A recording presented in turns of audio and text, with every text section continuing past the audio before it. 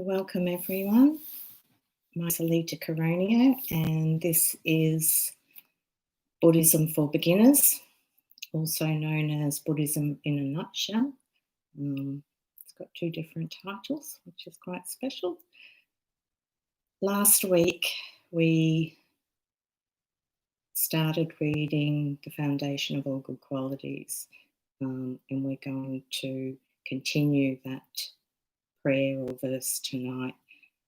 But first we will start with what I call an arrival meditation, just to help us to transition from what may have been a busy, stress-filled day. We're just giving our body and our mind an opportunity to arrive in the present moment wherever we are now.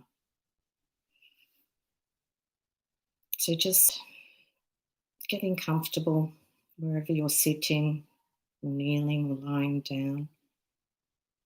Just feeling the points of contact of your body with that stable, secure, safe surface holding it. Allowing that surface to take the full weight of your body. And your eyes can be closed if that helps to cut out any visual distractions in the room.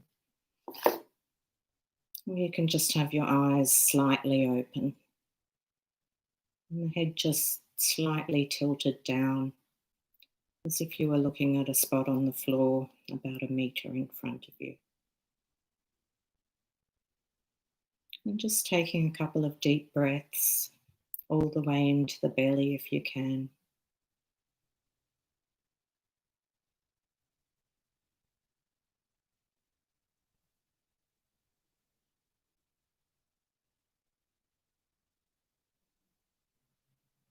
And then allowing the breath to flow into its natural rhythm.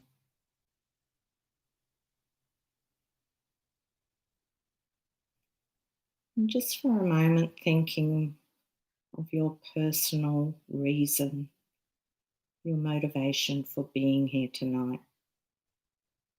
To listen to a bit of the Buddha's teachings. Seeing if we can develop a positive motivation for our efforts being here tonight.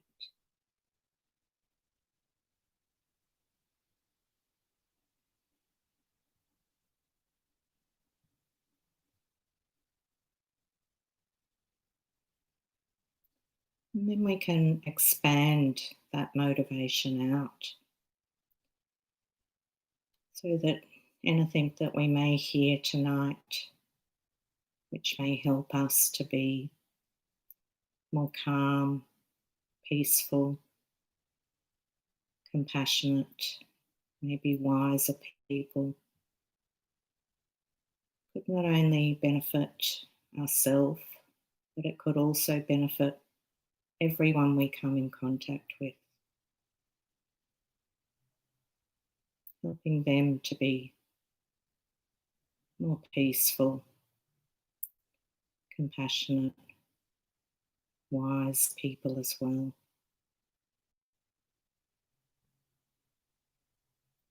we could expand that out even further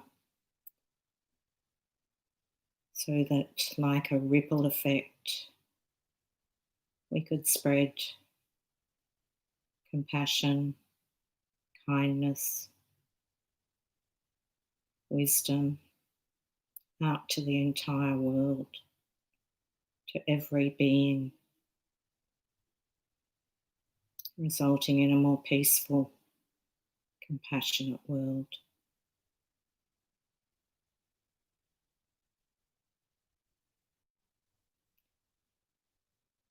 Now just seeing if we can place aside anything that's been weighing on our mind, any worries and fears, any to-do list, plans for the future, ruminations over the past. We can just place all these things aside just for this next hour and a half. We can always pick them up again at the end of the class if we wish.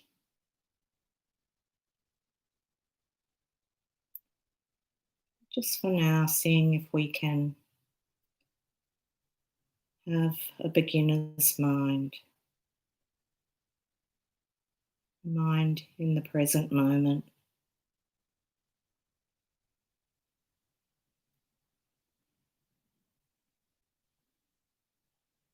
And just noticing how the body is in this moment. Noticing any areas where we're holding on to tension. Noticing any areas of discomfort or pain. Without judgment.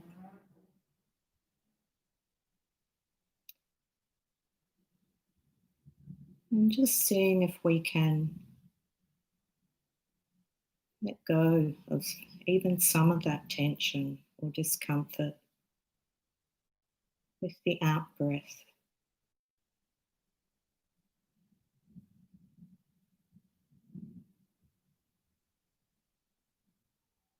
And it may help to mentally say the word release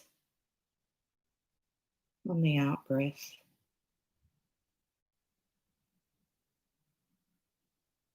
And just imagine that we could release that tightness or discomfort with each out breath.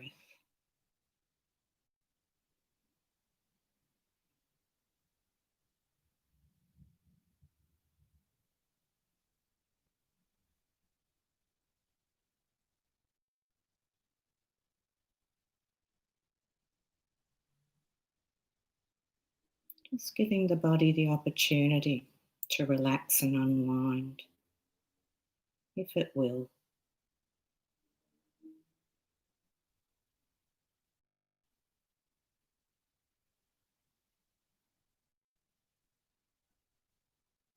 Particularly noticing any areas of tension or tightness in the face.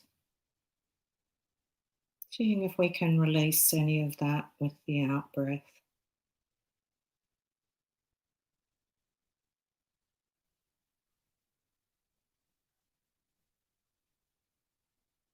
Noticing any tension held at the shoulders or the neck. Imagining that we can breathe into those areas. And as we imagine breathing out from those areas, imagine letting go. Saying the word release with each out breath.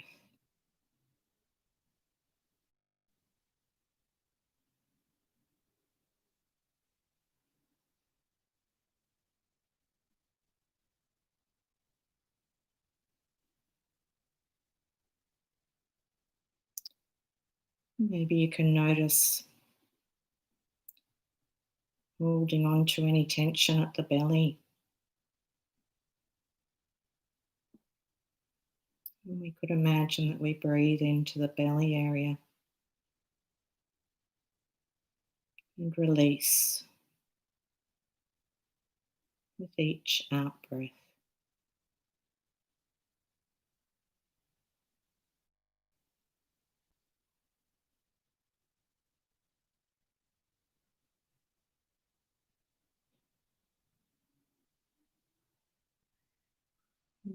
Maybe you can't release all of the tension or discomfort or pain, but maybe you can release just a little of it with the out breath.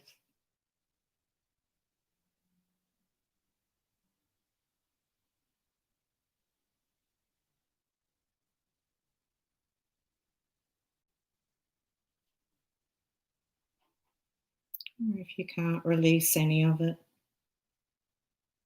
maybe just imagining how it would feel to be able to release. with the out breath.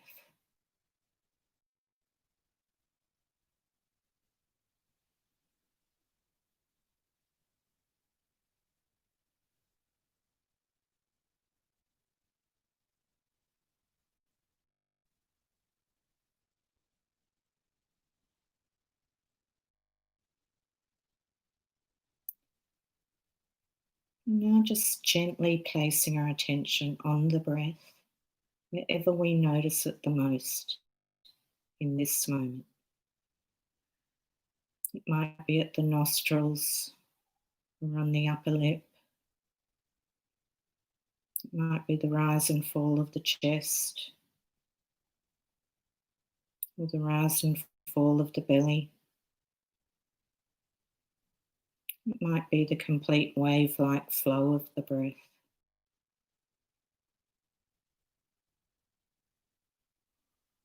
Whenever you notice the breath the most in this moment, gently placing our attention there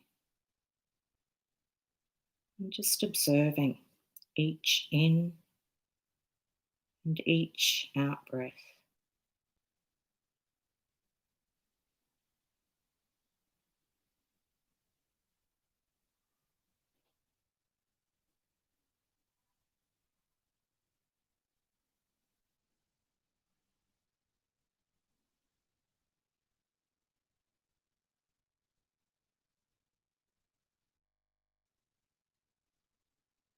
When the mind wanders, don't worry about it.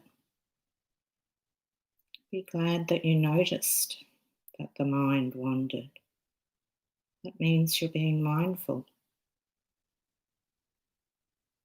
And each time you notice the attention has moved from the breath,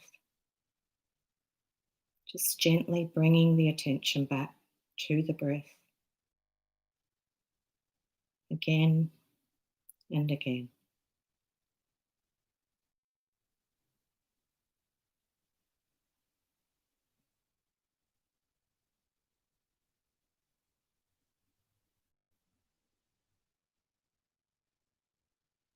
Just this moment, just this breath.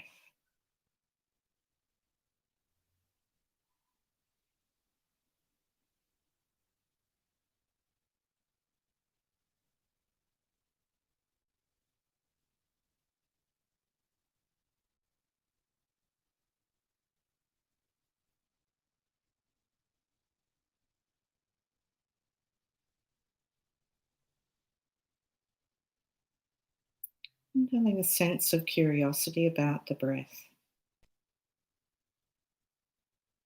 Noticing whether the breath is long or short,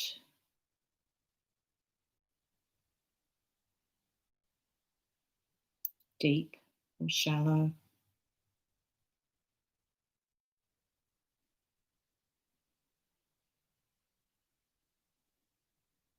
Fast or slow.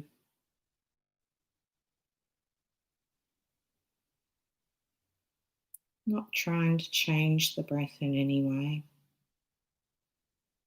Just noticing how it is.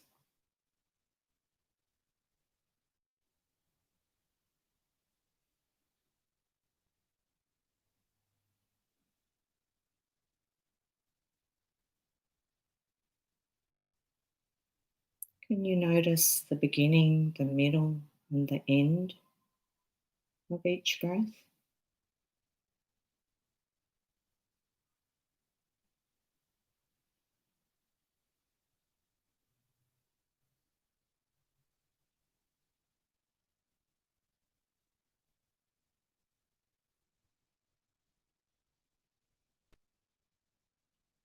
Is there a pause between the in and the out breath?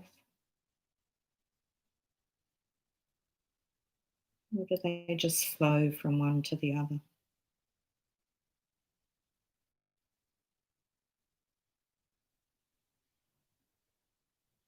There's no right or wrong answer. It's just your experience.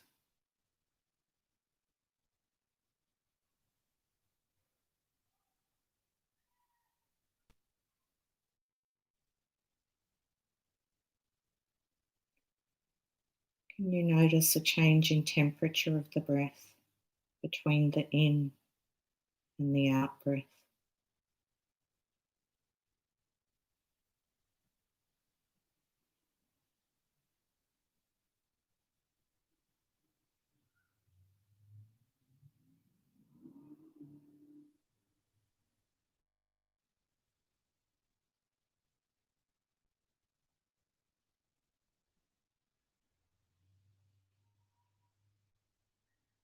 Now, just for a moment, placing our attention gently on whatever arises in the mind.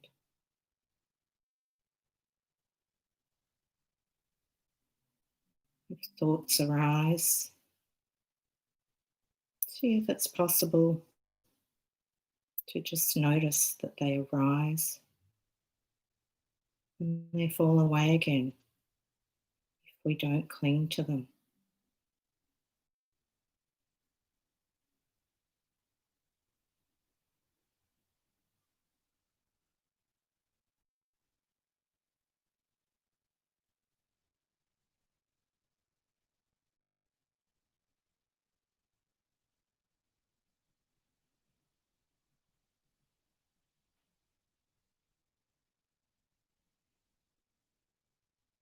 Just noticing thoughts that arise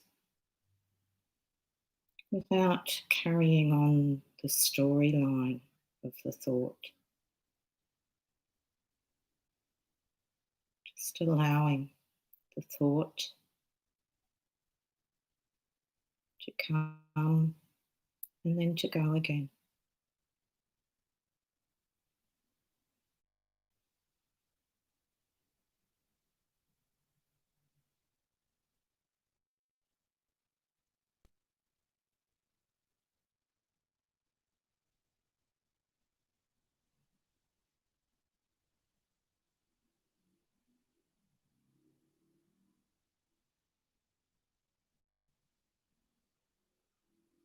And always with an attitude of kindness to ourselves, not beating ourselves up for not doing well enough.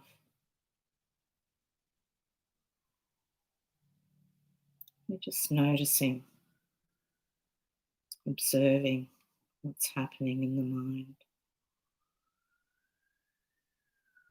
without judgment.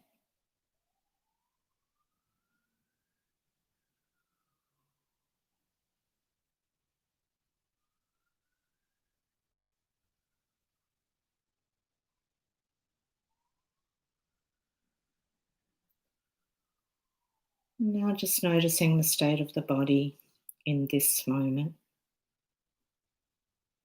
Just noticing how it is. Noticing the state of the mind in this moment. There's no right or wrong. It's just your experience.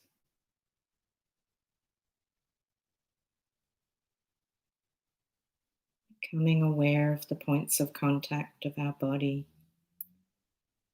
with that secure, solid surface holding it.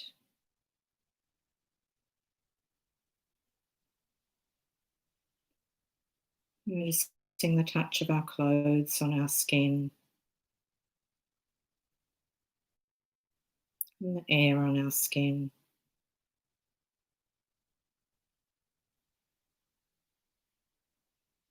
Noticing the noises inside the room.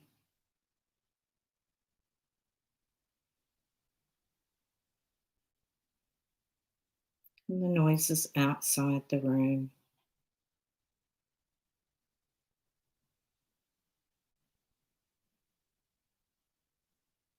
And when you're ready, feeling joyful and relaxed, gently open your eyes and have a stretch.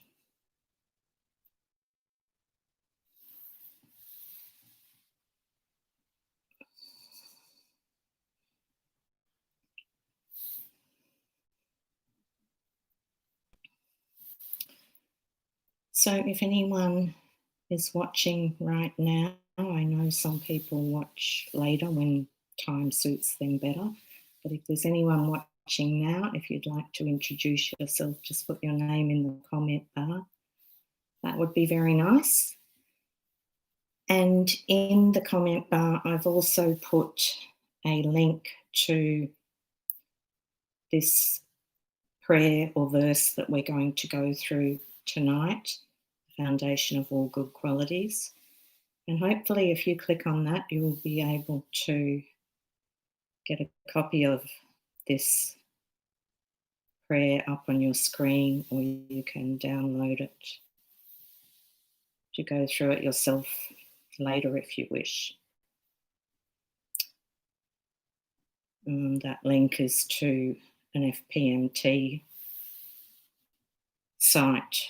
FPMT is the organisation that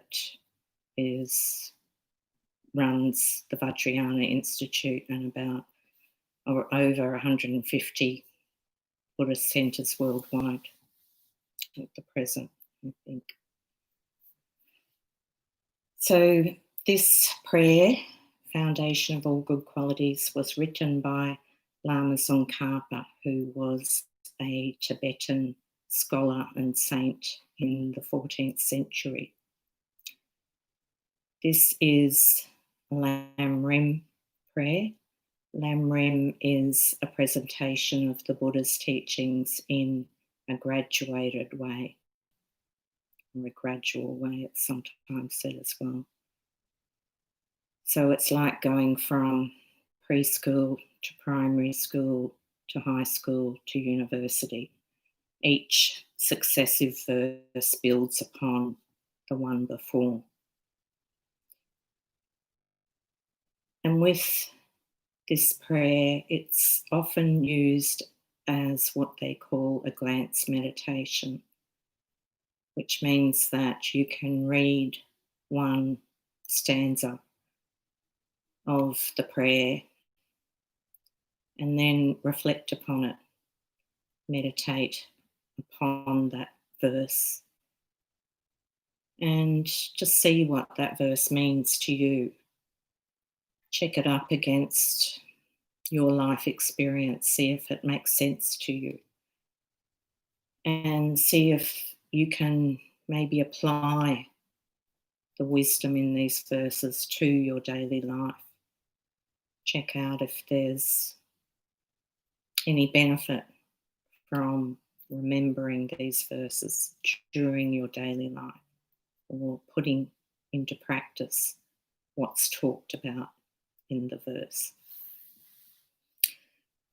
So in this way, we can gradually become familiar with the attitudes and actions contained in this prayer, which is a presentation of the Buddhist teachings, and we can make our life more meaningful.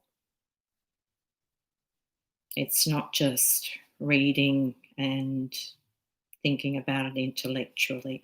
All the benefit that comes from the Buddhist teachings comes from us reflecting, meditating, putting it into our daily life, using the teachings as practical tools. That's where we really can gain a lot of benefit. So we're up to, at the moment, verse 3, and we're just going through the verses, and I'm just giving a brief commentary, very brief commentary on these verses. If you have any questions at any stage or any comments, if you see any relevance in these teachings, please feel free to put your comments or questions in the comment bar there, and I will do my best to answer any questions.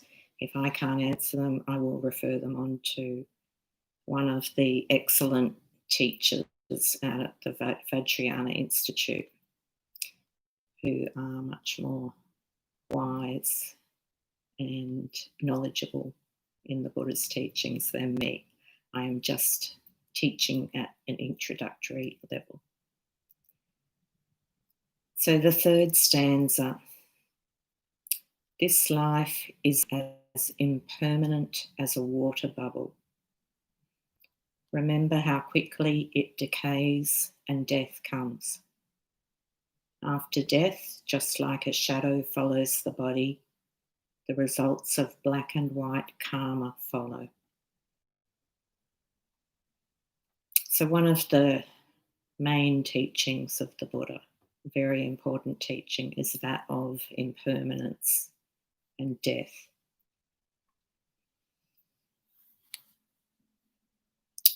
There is a reflection on 3 points that the Buddha said is needed to realise impermanence. 1, understand that death is certain. 2, the time of death is uncertain. And 3, only Dharma can help us at the time of death. So I'll just go through very briefly those 3 points to help us to remember death and impermanence. 1, understand that death is certain. I think we all know intellectually that we will die, but we often tend to push this back to the back of our mind. Many people don't like to think about death at all. They have a bit of superstition that it's almost as if we don't think about death, it's not going to happen. And I think intellectually we all know that that's not going to work. But we just have this habit, and I guess it's the way we're brought up, that we don't like to think about death. Many don't plan for their death well. And because we don't think about it, we push it to the back burner. This is why we're shocked if we're given a terminal diagnosis or we hear that a loved one has died unexpectedly. Really, logically, it shouldn't be a shock because we all know that we are all going to die. And it could be at any time. It's very important to remember death and impermanence. By constantly keeping impermanence in mind, we can prevent wasting this precious life that we have. We can stop wasting our time, wasting our life on meaningless thoughts and actions. And we can mindfully make the most of this life that we have, reflecting upon what we want to be the focus of our life, putting our efforts into doing what's important to us, instead of just non-mindfully wasting life. So remembering and reflecting upon death is not to depress us. It's to help to inspire us, to help us to lead the sort of life that we want to, or that we choose to the best of our ability. And to help us to be the best version of ourselves that we can be in this life.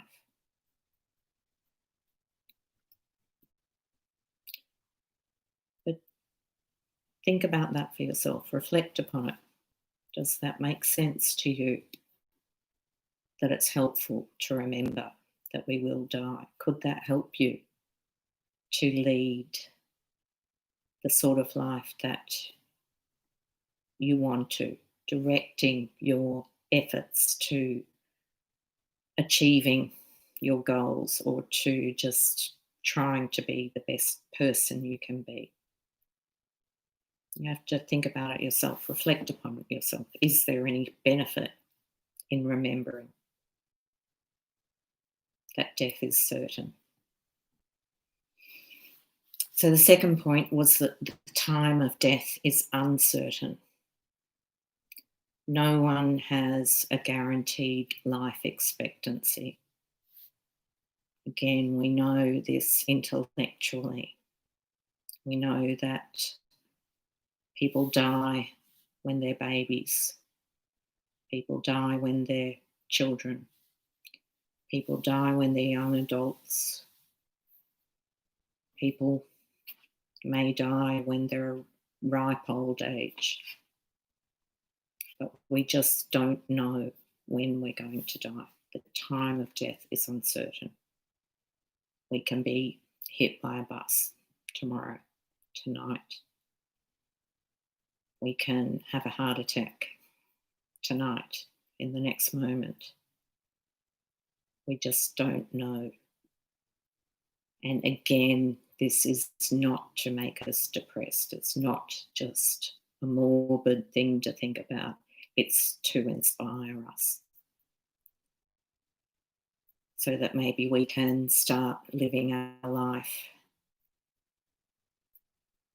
utilising it to the utmost, as if this is the last day of our life. What would we be doing now if we only had a day to live? How would we want to spend that last short time that we may have to gain the most benefit out of it? What would we do? We can reflect upon those things. And it can help us to prioritise our goals, what we want to focus on, where we want to put our efforts, how we want to spend our time, instead of wasting it. If we remember that the time of death is uncertain, we'll stop putting off all those priorities that we have until a later date, thinking that we'll have more time when we retire, or when the kids go to school, or at some time in the future we'll have the time then to do the things that are important to us. When we realise that the time of death is uncertain, we realise that that time may never come when we get a better opportunity. So make the most of this moment, of this day. If we evaluate and prioritise any goals that we have and start living the way that we really choose to, living our life as if this may be the last day, then we will actually be more content and happy now, and be more peaceful as well at the time of death, knowing that we led the best life that we could. So we die with fewer regrets and with a more peaceful mind. But again, this is something for each of us to reflect upon, to see if there's value in reflecting upon death and impermanence. So the third point was only Dharma can help us at the time of death. And Dharma can be defined as the teachings of the Buddha, or it can be defined as that which holds us from suffering. There are other explanations as well. What leads us to long-term true happiness. Only Dharma can help us at the time of death. So our wealth, our loved ones, even our body can't help us at the time of death. Only the Dharma. those teachings that we've had, the Buddha's teachings, if we're Buddhist, or that which protects us from suffering. So in other words, it's all in our mind. The wisdom, compassion within us is what can help us at the time of death.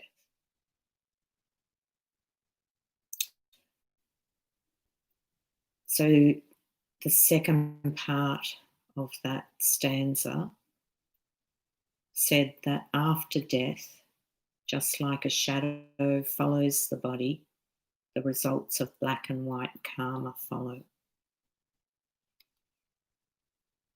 So every action of our body, speech and mind lays down subtle imprints in the mind, which has the potential to ripen as future happiness or suffering, depending on whether the action was positive or negative. So this is what they're terming black and white karma. So the black obviously refers to negative karma, negative actions that we've done. And the white karma is the positive actions that we've done. So these karmic imprints remain in our mind until they ripen at some future date, and it could be a long time off in this life, it could be in future lives. But eventually, when the conditions are right, these karmic imprints from our past actions will ripen. Or they can also be purified or cleansed by spiritual practices. So they're the two alternatives for all our past actions. We either get that consequence at a future date, or we can purify them.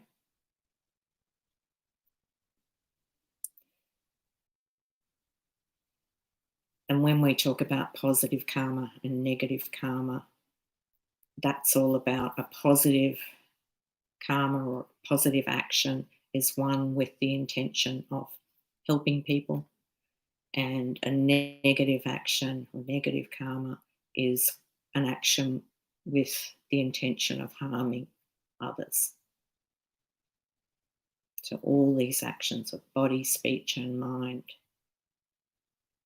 we get the consequence for, we get the karmic effect in the future, unless we can purify.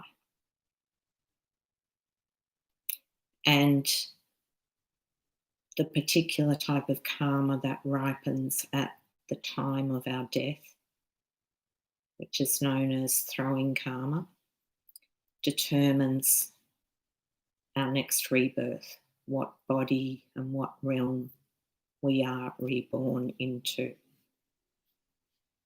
So this throwing karma, which only ripens at the time of death, is the result of what we call a complete karmic action. So the Buddha said there are 4 parts of a karmic action, which are motivation, an object, an action, and then the 4th is rejoicing in that action that we've done. So when all 4 of those are present in an action, it's very strong karma, and it is termed throwing karma. Determines our next rebirth, what body, what realm we are born into. So it could be human, animal, a God realm, or a hell realm. The state of mind at death is the strongest factor in which karmic imprints ripen. So we want to create the conditions at death for the most peaceful mind possible. So this is why it's important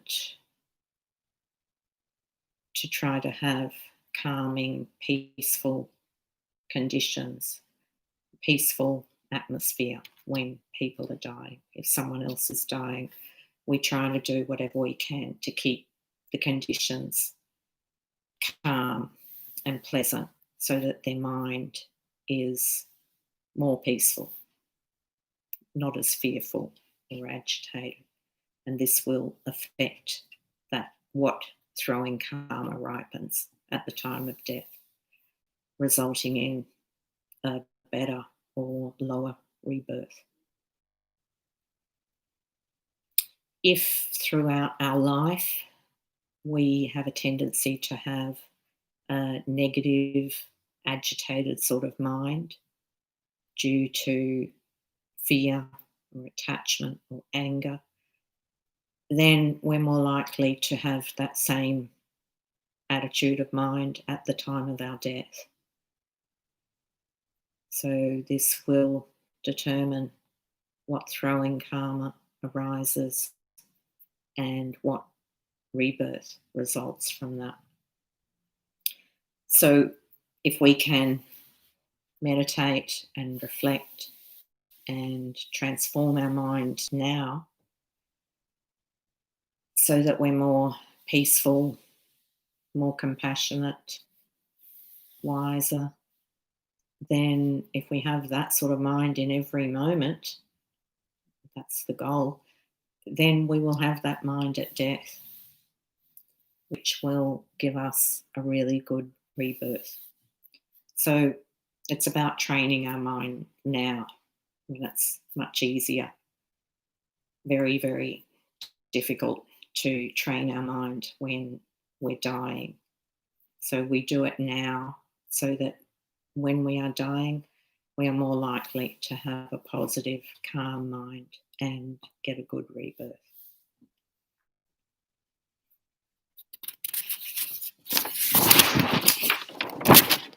So we reflect and meditate upon death and impermanence throughout our life while we're well and conditions are better for us.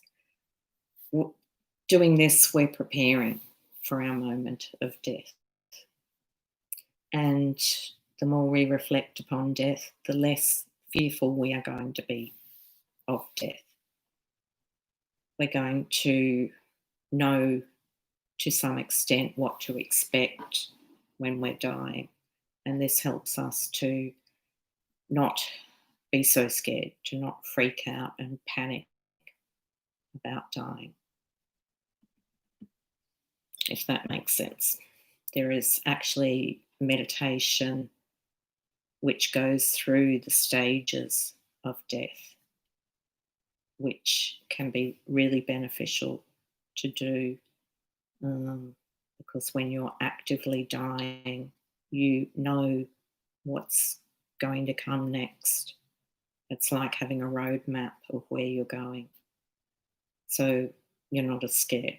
You have some peace of mind, some confidence that you recognise what's happening and it's okay. Death is part of life. It's just transitioning away from one life to the next life.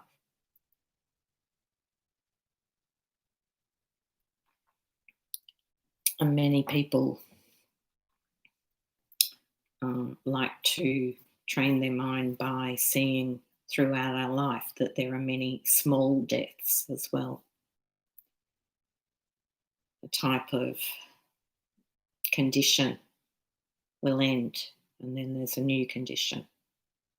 All these transitions in life when we move from one job to another job or one house to another house, or we finish school and go to work, they're all like small deaths along the way. Having this sort of attitude can get us more used to and comfortable with death and impermanence. So the fourth stanza, finding firm and definite conviction in this, please bless me always to be careful, to abandon even the slightest of negativities, and to accomplish only virtuous deeds. Finding firm and definite conviction in this, referring to the fact that we are going to die. So knowing that we're not going to have this life forever, please bless me to always be careful, to abandon even the slightest of negativities, and to accomplish only virtuous deeds. So again, it's about being mindful and living our life to the best of our ability. So with respect to karma, there are 10 non-virtuous actions of killing, stealing, sexual misconduct, lying, harsh speech, divisive speech, gossip, covetousness, ill will, and wrong view. They are the 10 non-virtues taught by the Buddha.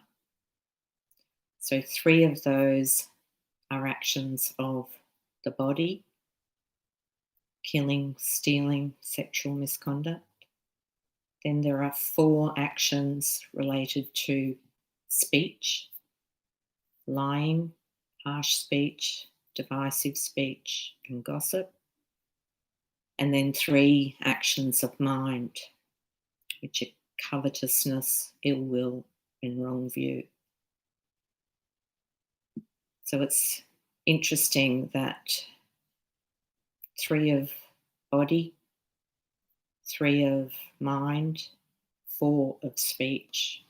So speech is actually something that we really, really have to be mindful of. We create a lot of karma through our speech. And if you think about it, we're talking a large part of every day. And this is karmic action that we're, almost constantly doing when we're talking. Those other actions of body, killing, stealing, sexual misconduct, we're not doing those actions nearly as much or as the amount that we're speaking. So speech is something that we should really, really practice being mindful of. So if you want to be happy, the Buddha says to abandon these non-virtues and practice 10 virtuous actions, which are basically the opposites of those 10 non-virtues. For instance, instead of killing, we should act to value and cherish life, and not just of humans, but also of animals and insects, of any sentient being, which is a being that has a mind. So we look after life. We don't kill human beings. I hope none of us kills human beings, but we also can try to not kill any being.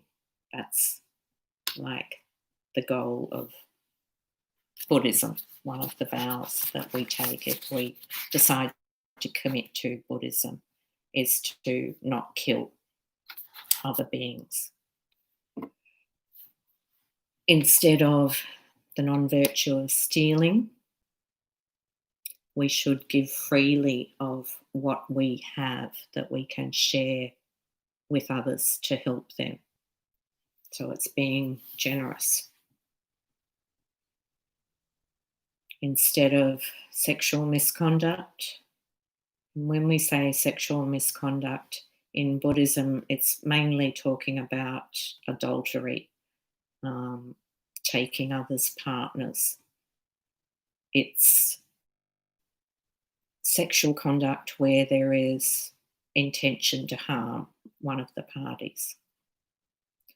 So instead of that non-virtue, we do the opposite of respecting all of the parties' feelings.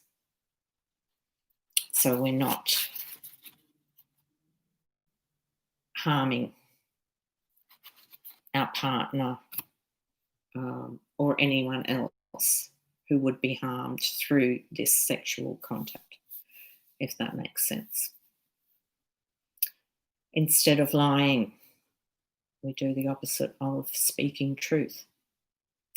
Instead of speaking harshly, we use gentle, soft, loving words with the intention of helping people. Instead of causing disharmony by slandering other people, we should speak about their good qualities. You can see how it's the opposite.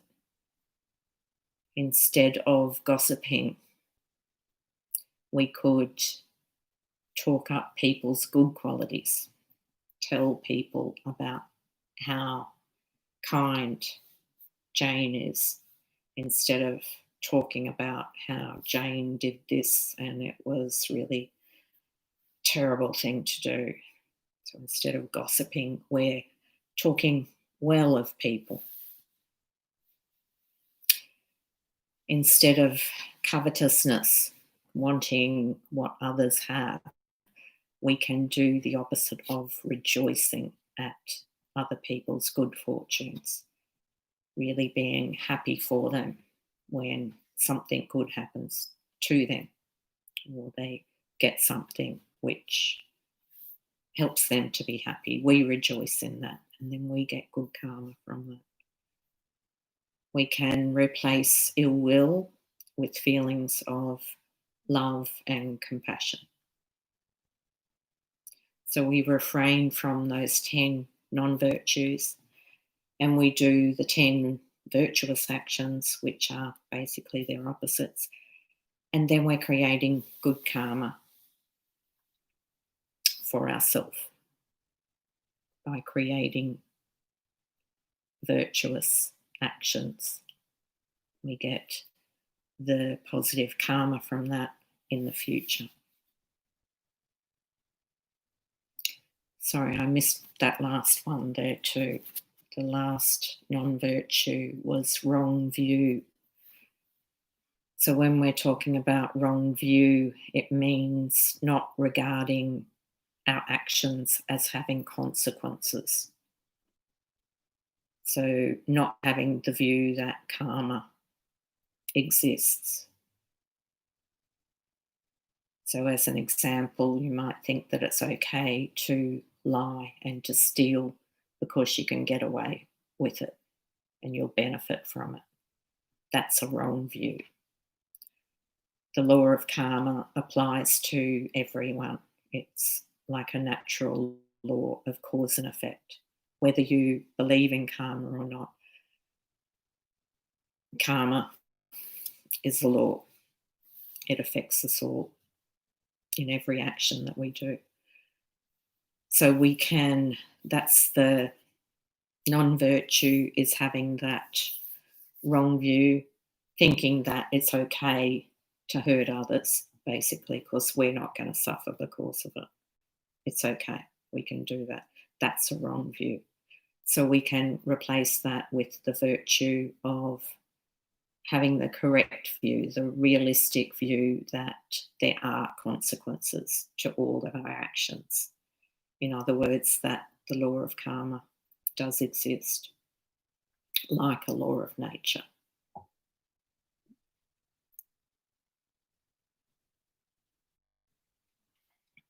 And as I've said, we can purify negative karma as well. So if we create a negative action, negative karma, we can purify that through a spiritual practice called the Four Opponent Powers, which are the powers of regret, refuge, remedy, and resolve. And sometimes those words are termed slightly differently. Sometimes regret, remedy. I'm trying to think of what the other words are. Regret, refuge. Sometimes refuge is called reliance, remedy, resolve. I think we might look at doing that practice maybe next week, because a lot of people are very interested in learning the practice of purification. I think it bothers a lot of people, their negative actions that they've committed in the past, and they want to know what they can actively do. So this is a great tool, this method of using those four powers to purify our negative actions. But I won't go into it now. I'll do that next week, or maybe the week after. We've got 2 more weeks of this course. So those 10 non-virtues, which the Buddha says that we should refrain from, you may be thinking that this sounds similar to the 10 Commandments of Christianity, or the rules of different religions. The difference between these non-virtues and the 10 Commandments is that they're not rules coming from an external God. They're not rules which are punished by anyone externally. The Buddha is simply saying that if we choose to act in those non-virtuous ourselves, it's not external. And the Buddha is merely pointing out that if we choose to perform those actions, these are the consequences. So he's just describing what is happening. So the 5th stanza, seeking samsaric pleasures is the door to all suffering. They are uncertain and cannot be relied upon. I'll just read that again. Seeking samsaric pleasure is the door to all suffering. They are uncertain and cannot be relied upon. So that word samsaric pleasures, the word samsara is the endless cycle of birth, aging, death, which we have been cycling through since beginningless time. And we will keep cycling through samsara until we perfect our mind, until we become awakened or enlightened. So this samsaric mind that we have now, of course it's not perfect yet, this samsaric mind is clouded by 3 poisons of attachment, anger, and ignorance, according to the Buddha. The attachment is craving beautiful objects or people or sense pleasures, worldly pleasures. And this is very strong in us. It's one of the strongest negative emotions. The 3 poisons, they're called. As Mick Jagger said, I can't get no satisfaction. This was a really wise thing to say, because no matter how much pleasure we get, we always want more. That's the nature of our mind, which is not perfect. We have delusions in our mind. And this is the suffering that we have with this imperfect mind. So any temporary happiness that we get from these outside pleasures actually changes to suffering, because everything is impermanent, as we talked about before. And this is something that I really think we all have to reflect upon for ourselves and meditate on regularly to really test if that is true, that we actually don't get perfect long-term happiness from anything in this life, anything out there.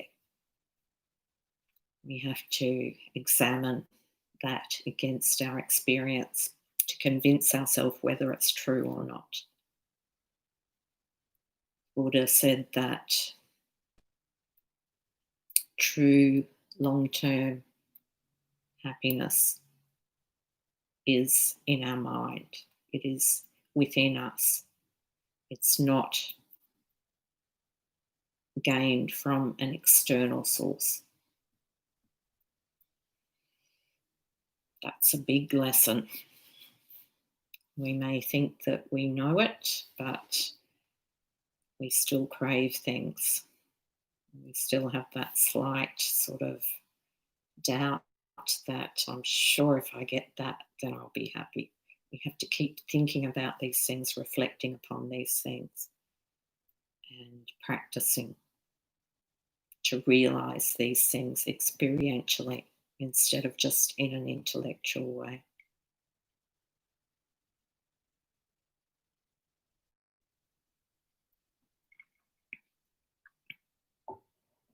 And this is a really strong habit that we've had for a really long time, beginningless time, which is pretty long. This habit of thinking that happiness is out there, that we just need to get that house or get that person. That's a big one. We can become very, very attached to people when we're in love,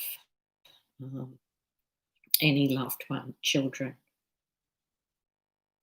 We're attached to them, which means that we think that we need that person or that thing for us to be happy.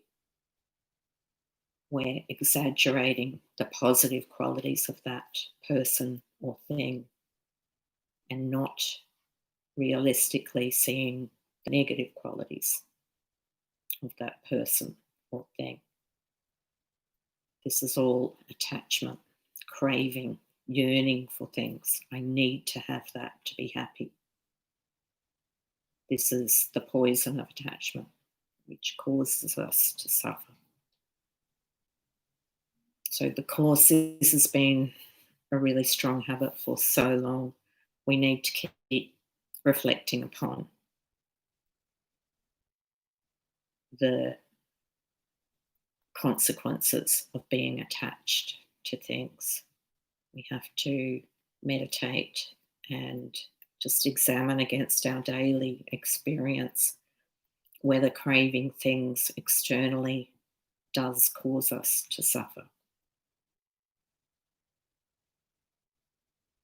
And if we keep practicing, meditating with joyful effort, eventually the Buddha says that we will realize experientially that these things out there, these people out there that we yearn for and think that we need to be happy, actually does cause us to suffer. It's not those things that cause us to suffer. It's not the people that cause us to suffer, but it's our attachment to them.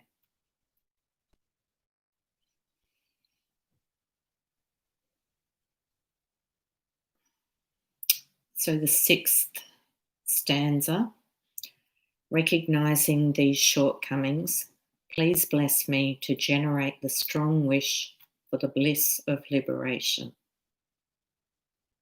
Recognizing these shortcomings, referring to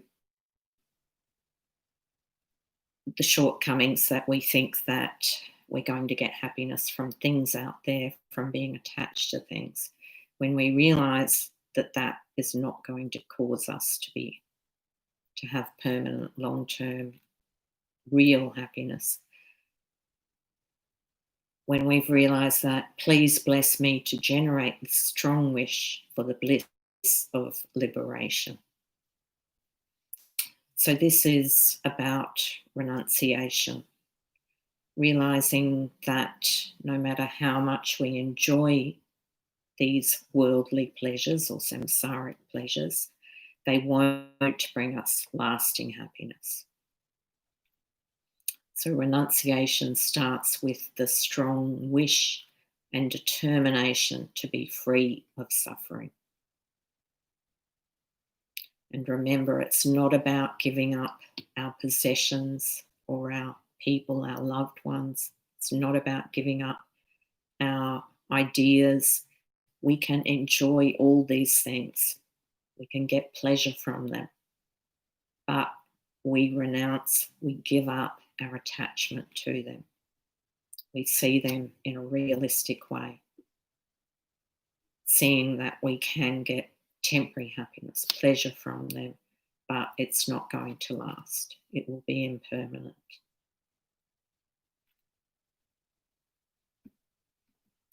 Sense pleasures only cause us to suffer if we are attached to them.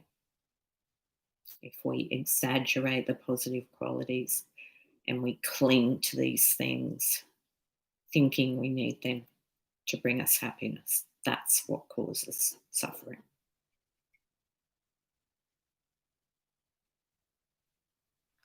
And again, since this is such a strong, long-developed view that we've held since beginningless time, it is going to take time, effort, practice, but eventually we can transform our mind. We can develop some wisdom. We develop spaciousness of mind, seeing the bigger picture. We truly realise that happiness is within our mind, not out there. So this is what happens from practicing Dharma, from meditating, from being mindful, from using all these tools that the Buddha gave us, which he practiced himself and perfected his mind. So we can use his tools and methods, having reliance upon them. He shows us the way, but he says he can't do it for us. We have to do it for ourselves. Lama Zopa Rinpoche, the spiritual director of FPMT, the organisation that runs Vajrayana Institute, says happiness and suffering come from our own mind, not from outside. Our own mind is the cause of happiness. Our own mind is the cause of our suffering. To obtain happiness and pacify suffering, you have to work within your own mind. Cherishing others is the source of all happiness, he goes on to say. The renounced mind yearns for enlightenment and so gives up attachment to these worldly pleasures.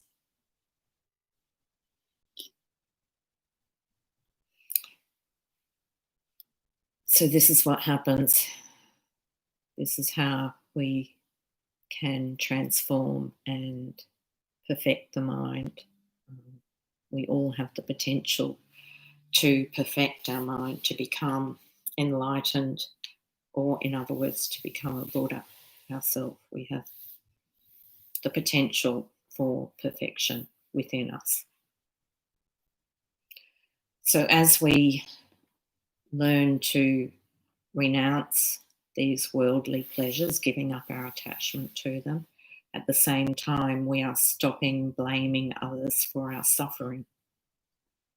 We start to see that the mental states that make us suffer are what is truly the cause of suffering. It's nothing out there. It's not those people who are doing horrible things to us, horrible things. It is our own mind causing us to suffer, not anything external to our mind. Once we realise that, we get to the point of being sick of suffering. And then we begin to change our behaviour to eliminate suffering.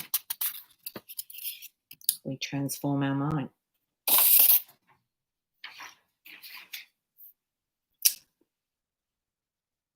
We're stopping following our old, strong, habitual patterns of acting as we start to see that these are the actions that make us suffer. So just as a little example, we stop speaking harshly to others. We stop holding on to feelings of righteousness when wronged. We stop seeing ourselves as the centre of the universe and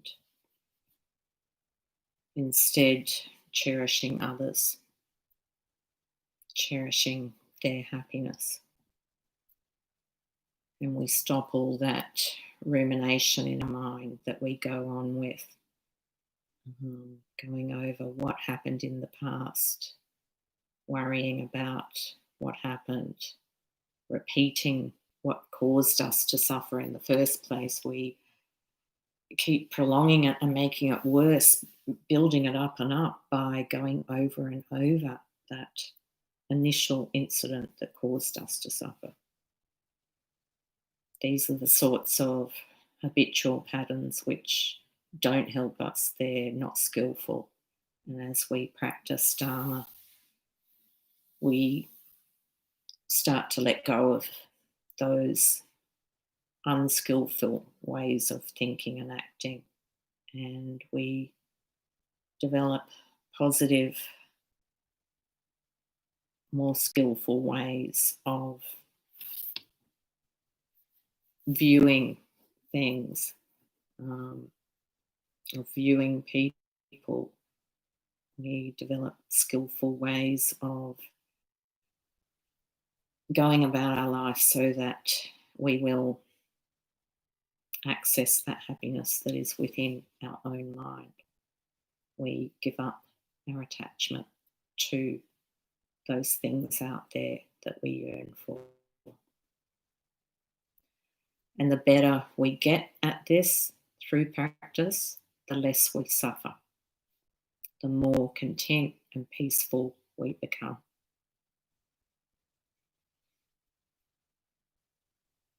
Lama Yeshe said that if you have, I'm mixing up my quotes. Lama Yeshe said a similar thing, but it was Geshe Gyalten, who is a wonderful teacher, who said that if you have 10% attachment, you have 10% suffering. If you have 60% attachment, you have 60% suffering. If you have 100% attachment, you have 100% suffering.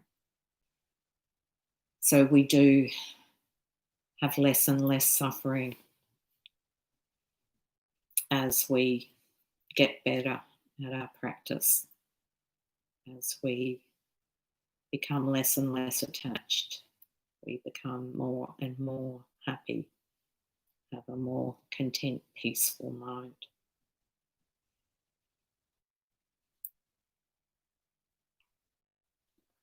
So verse 7, led by this pure thought, mindfulness, alertness, and great caution arise.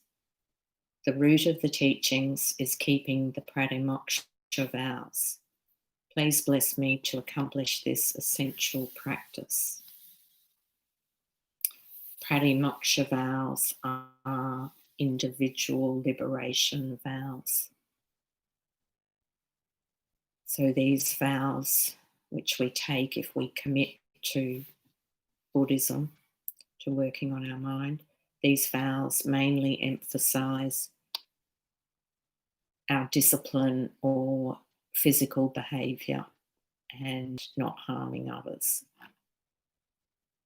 So they're vows which we decide to take if we wish, which are a tool to help us in our practice. There are ordination vows for monks and nuns, and there are also vows for lay people. The lay vows are vows against killing, stealing, lying, sexual misconduct, and intoxication or mind-altering drugs. So these are 5 vows which you can take these vows if you choose to commit to practicing Buddhism in a refuge ceremony, which is just a ceremony that you decide you want to make this formal sort of a commitment to being a Buddhist. And if you do that, you can usually take any number of those vows. You don't have to take the whole 5 of them. But different teachers, different geshis and lamas do the refuge ceremony in different ways. But if you decide to take any or all of these vows, not to kill, not to lie, not to steal, not to commit sexual misconduct, and not to take intoxicating drugs or mind-altering drugs, these vows are actually there to help us, to relieve us of suffering in our life. They're a way of making it easier when we come up against challenges or problems, knowing that we have a vow, for example, to not lie. When we get to a challenging situation or incident where we don't know whether we should lie or tell the truth, what's the best for everyone, like it's a dilemma to know what to do. If we have that vow to not lie, then that makes it easier for us. It's simpler knowing that, okay, I've vowed to not lie, so that's what I do. So it's relieving us of some of the suffering of not knowing what to do in those difficult situations, if that makes sense. I don't know if I explained it very well.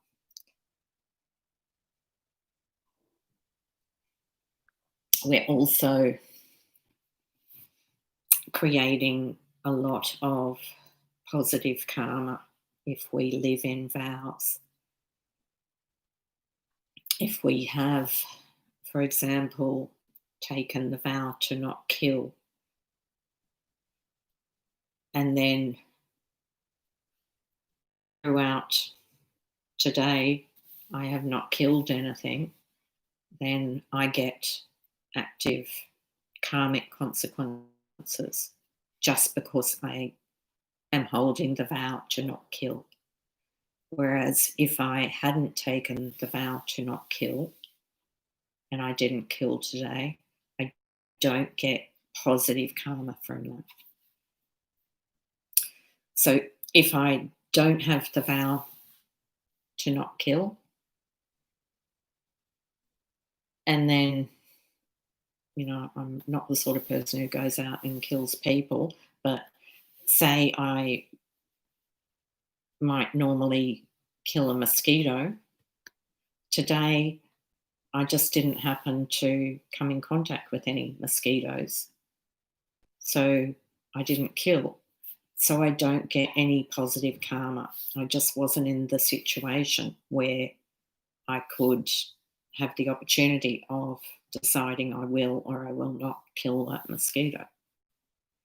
If I have a vow to not kill, whether there's mosquitoes around me or not, I'm still getting karma, good karma, because I am actively keeping that vow all day, all my life, hopefully.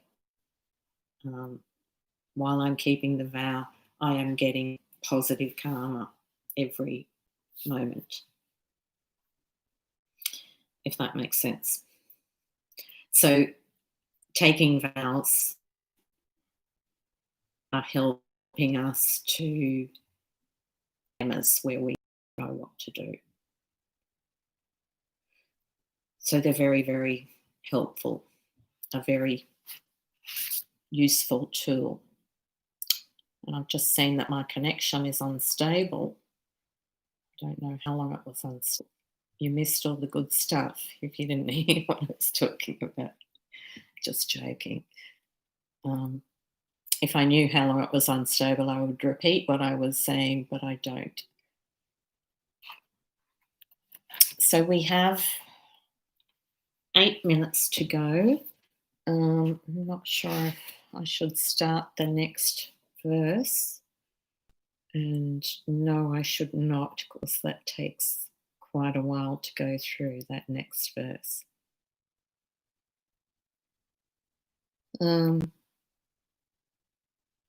So if this was happening in physical people here in front of me sort of situation, that's not so easy on YouTube, but that's okay. It's all just karma.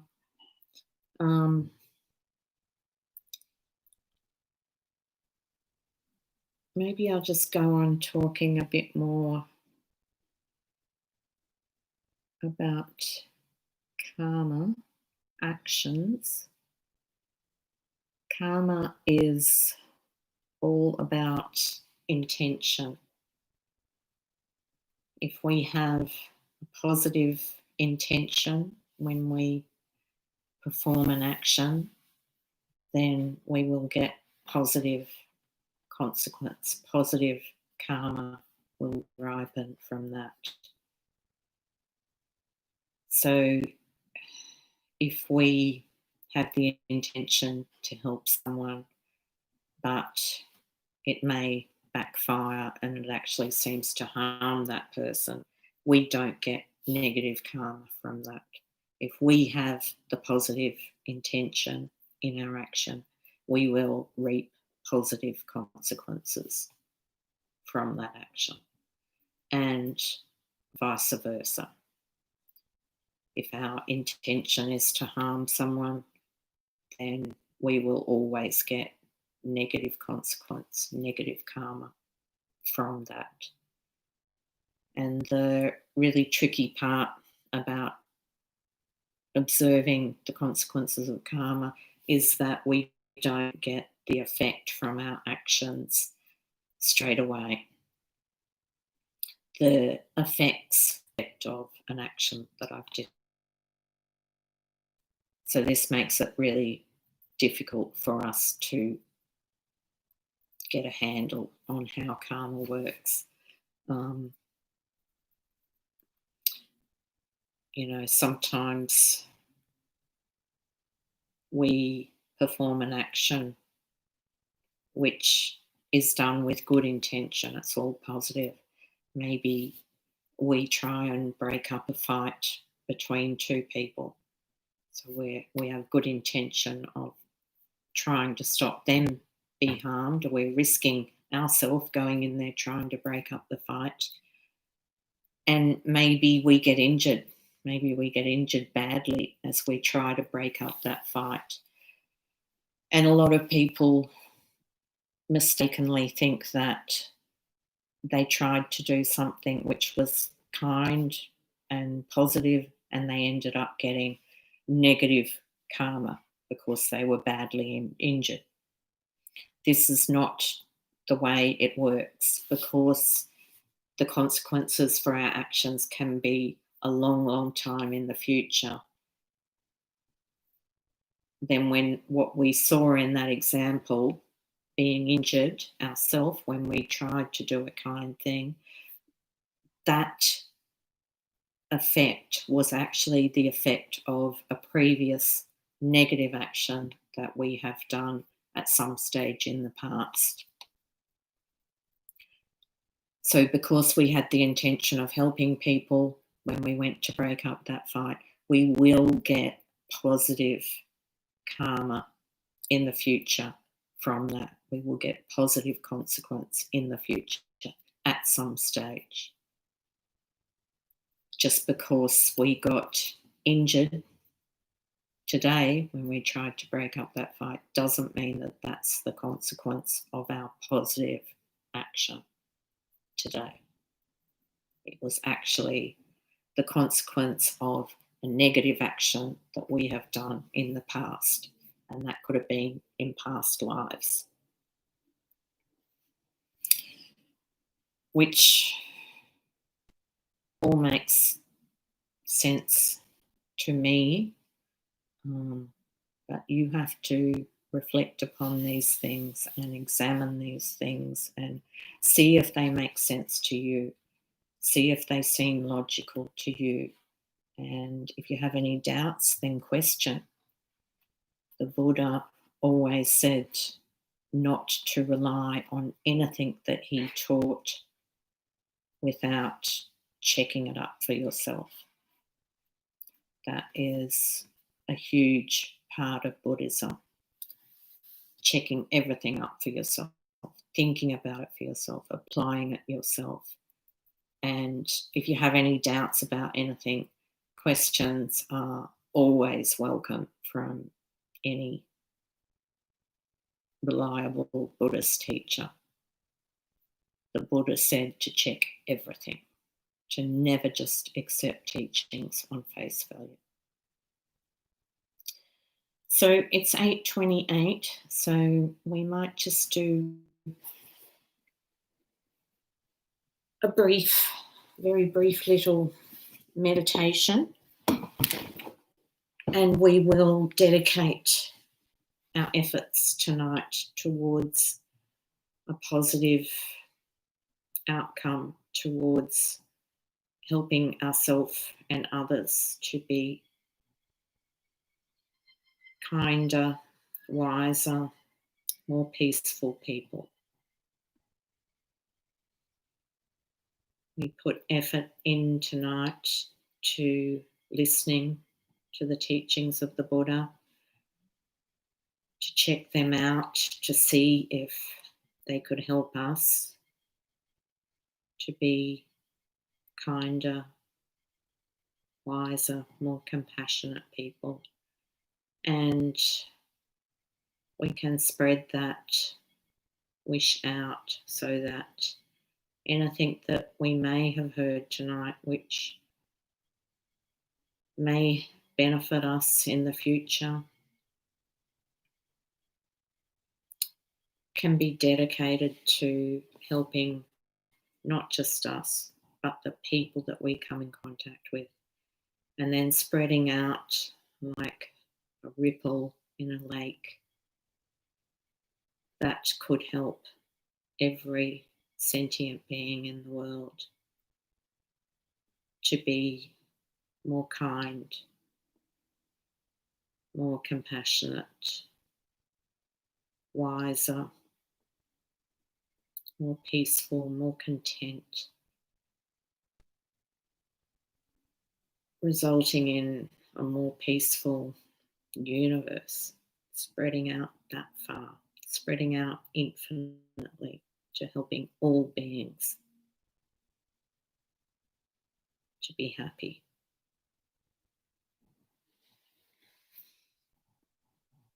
Thank you very much for joining me tonight, and I hope I see you again we heard just recently that Vajrayana Institute will be open again on the 3rd of August for teachings in person. So it would be lovely if I could meet any of the new people who have come to any of these lessons of the Vajrayana Institute. You may have found us on YouTube, but we may actually get to meet you out at the Vajrayana Institute in person from the 3rd of August onwards, karma willing. So thank you very much, and stay safe and stay well, and just be kind to everyone. Bye.